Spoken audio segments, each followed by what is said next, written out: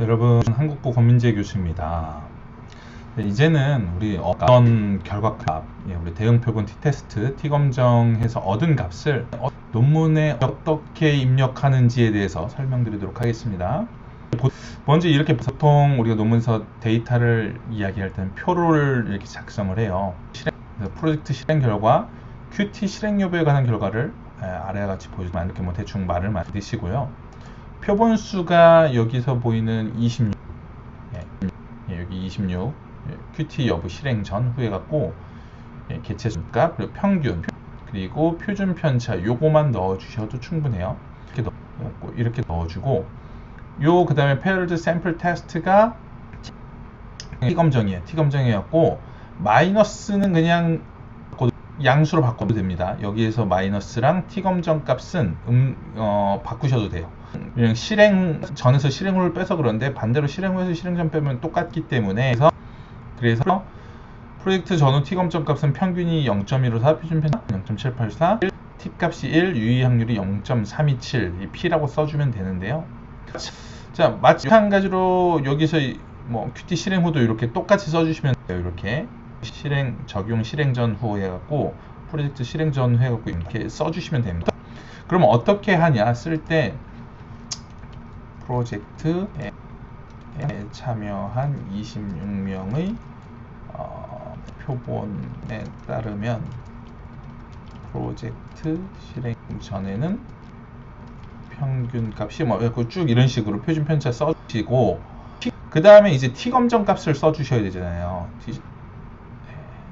여기는 안 좋으니까 평균이 근데 이 T검정을 할 때 두 프로젝트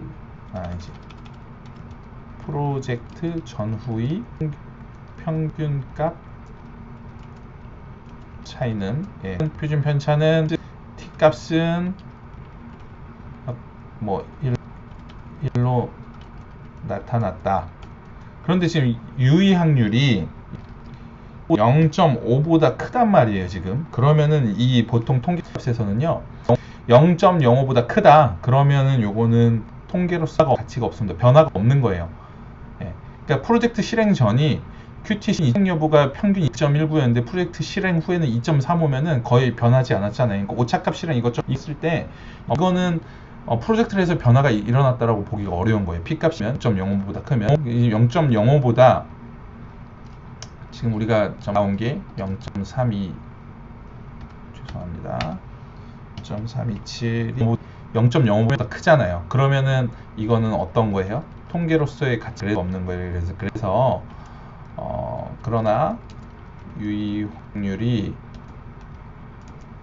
0.327로 0.05보다 크기 때문에 뭐 이런 식으로 그 변화가 실제로 없다라고 보는 게 맞는 거예요. 왜 변화가 없는지 여러분께서 논문에 서술하시면 되는 거죠.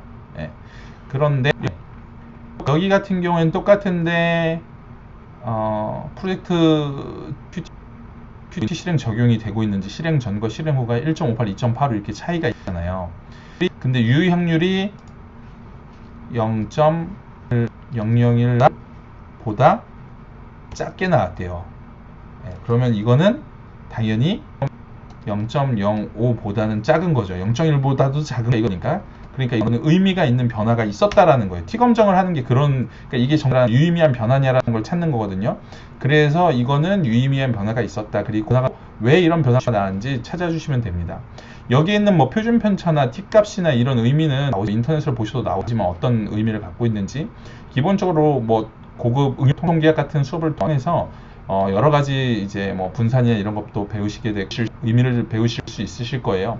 그러나 지금 그런 부분까지 만약에 배우시기 어려운 상황이신데 인터넷으로 조금 더 공부해 보셔갖고 평균은 아실 수도 있고 아시겠죠 대부분 평균 편차 그리고 T값 유의 확률 뭐 분산 이 정도는 공부를 해보시면은 논문의 질 향상에 크게 도움이 될 겁니다.